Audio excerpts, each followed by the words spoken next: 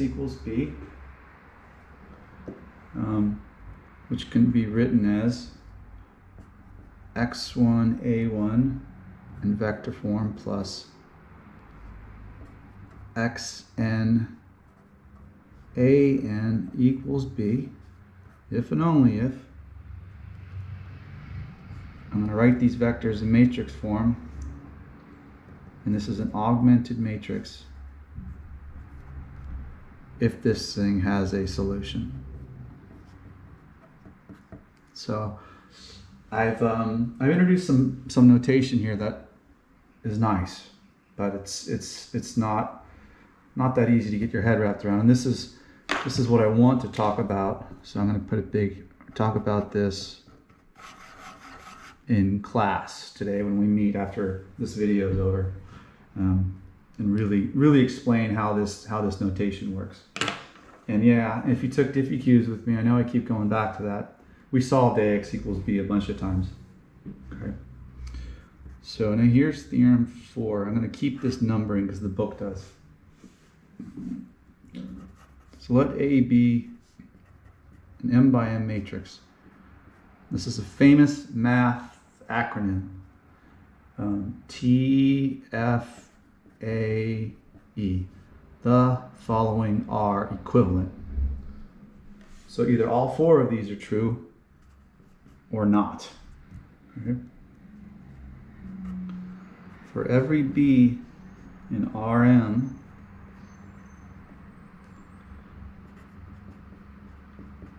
Ax equals b has a solution. Okay. 2. For every b in Rm,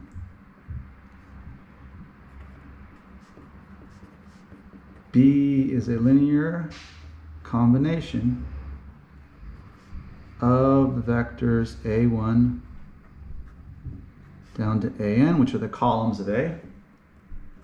C, this is the biggie.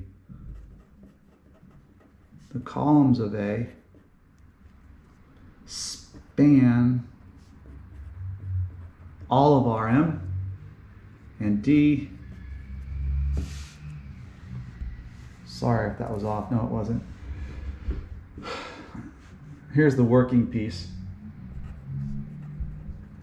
A has a pivot position in every row.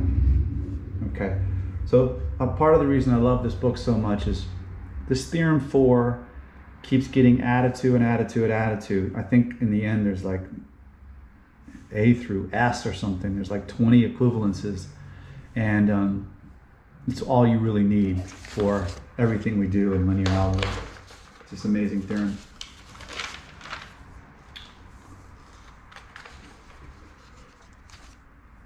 Okay. All right, so again, we'll do some examples later. I need to write that down too. I have a timer going, so let me go check to see how much time I have left here. I have 8.5 minutes. All right, plenty of time. Okay, so the next piece is just a tool we need. We need to know how to do matrix multiplication. Okay. And I'm not sure where in the book this sort of comes. I know we need it now, so I'm going to introduce it now. How did that turn? And so, yeah, let's jump right into it. Where am I going to go from here? I'm going to go back to this page. Call that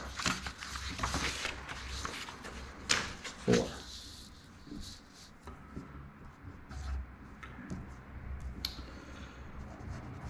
So let A be an m by n matrix, and B is p by q. Okay, matrix multiplication. So A times B is defined if and only if n equals p. All right, so, and you have to go in order because a times b is not equal to b times a. This does not commute. This is the first non-commutative algebra you see in grad school or just anywhere, okay? So when we take matrix A, which is m by n, and we multiply it by b, which is p by q, these inside numbers need to match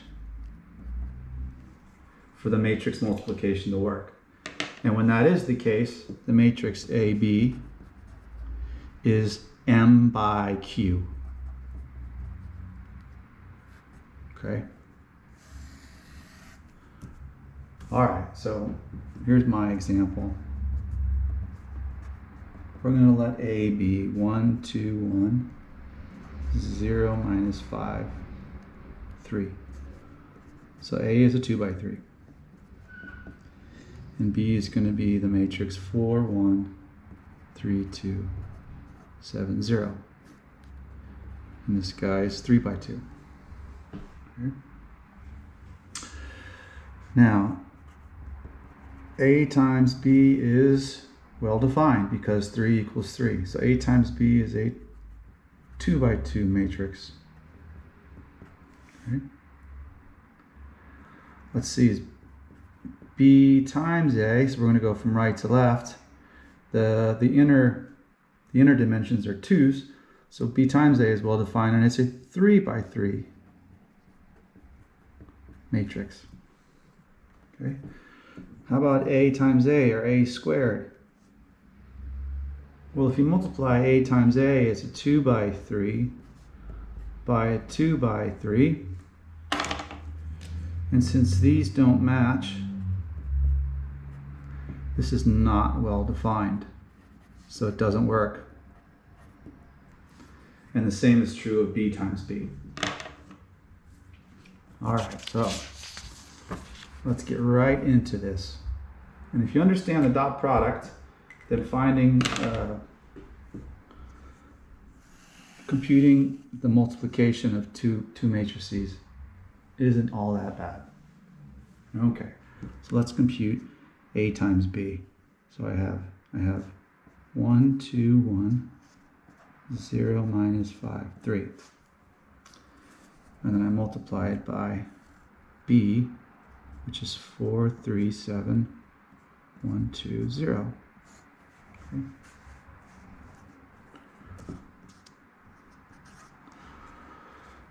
All right. So we take row 1 from matrix A and column 1 from matrix B, and we compute the dot product. So you take row 1 from matrix A dotted with column 1 from matrix B, and this gives you the A11, the upper left-hand position. So here we go. It's 4 plus 6 is 10, plus 7 is 17. Right?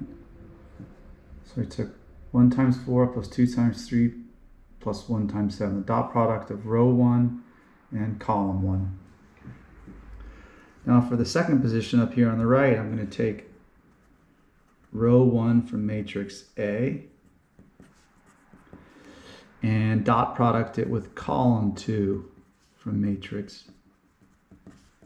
B, and this will give me the A12 position. So row 1 position 2. Okay, so it's 1 plus 4 makes 5 plus 0 makes 5. And now we've used row 1 to go through all the columns. There are only 2. So now we go down to row 2 of matrix A.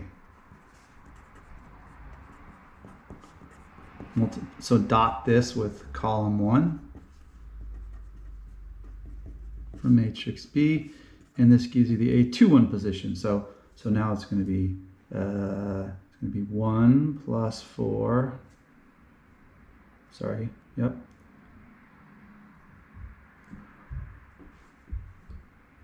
Row 2, column 1. Here we go.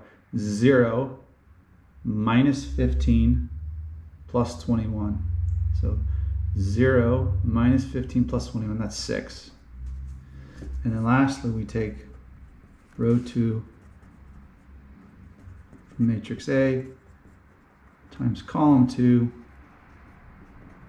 from matrix B to get the A22 position. So it's going to be 0 minus 10 plus 0.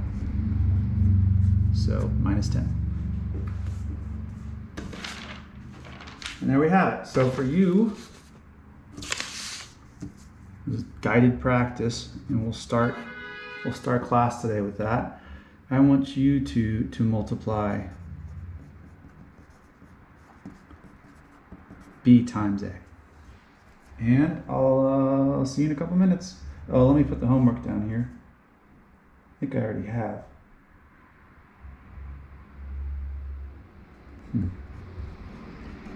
This is homework from section 1. Oh, I did section 1.2 and 1.3, so now for homework, this is the third part of homework 1. Section 1.4, problems 11, 17, 18, 19, 21,